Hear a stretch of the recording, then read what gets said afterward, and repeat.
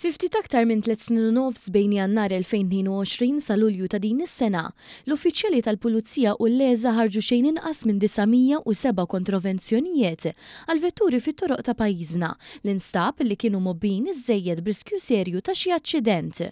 Dan tħabbar mill-Ministru għall-Intern is-Sigurtà u x-Xogħol Bajrin Kamilleri waqt li kienet iwieġeb mistoqsija parlamentari tad-deputat Markentni Sammut.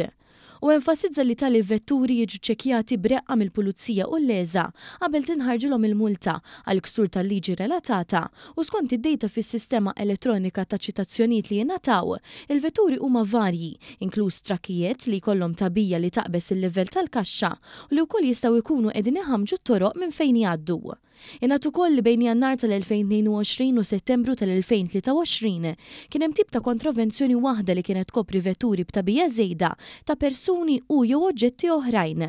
Dan inbidel f'Ottubru tal-2023 hekk kif ġiet introdotta kontravenzjoni speċifika għal tabija żejda ta' oġġetti fejn imbagħad inqabdu 281 li kienu qed jiksru l-liġi minn dak iż-żmien sal-bidu ta' dan ix-xahar. Id-dettalji li ngħataw mill-Ministru Kamilleri jeskludu ħidma simili li ssir minn uffiċjali ta' Transport Malta li wkoll iwettqu tali ispezzjonijiet. Talba tal-informazzjoni kienet għadha mhux disponibbli u allura l-att tal-kontravenzjonijiet fl-istess perjodu mistenni jiżdied ferm aktar.